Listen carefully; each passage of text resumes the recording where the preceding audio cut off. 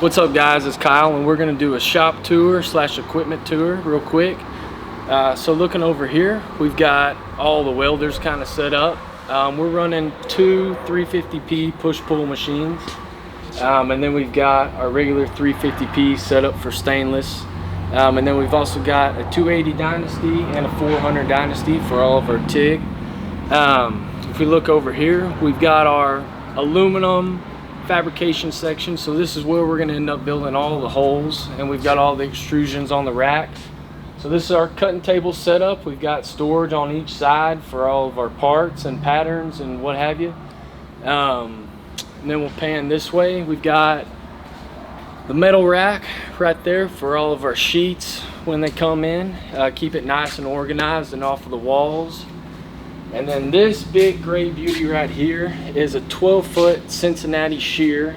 It can do 1/4-inch mild steel, 12-foot long. And the cool thing about this machine is it's actually from 1936. So it's almost a century old. Everything's completely mechanical, even down to the oiling system. And this thing is absolutely money for being this old. And so coming over here, paired with it, we got its partner, the 12-foot Cincinnati press brake.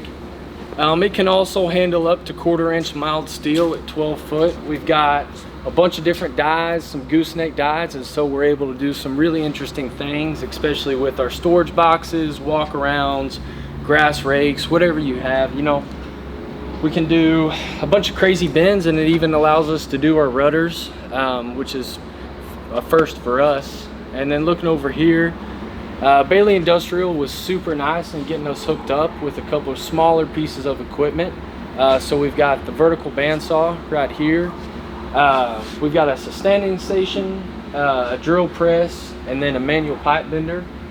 And over here we've got all the dies ranging from 3/4 all the way up to 2.5 and 1/4-inch increments. So we can basically bend any sort of pipe that you might have. Got a couple nice shop tables, keep everything up off the ground. And then on this side of the shop and on this rack, we've got all of our stainless and mild steel stuff. So in this section, we'll be building engine stands, seat stands, cages. All the stainless stuff kind of stays in this area.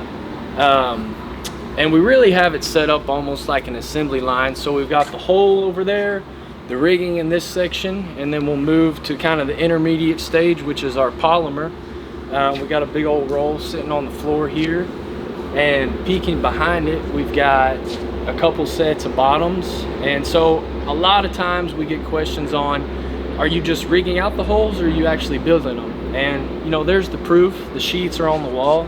They start out as just a blank sheet, and we basically build everything else, even down to the seats and the rudders.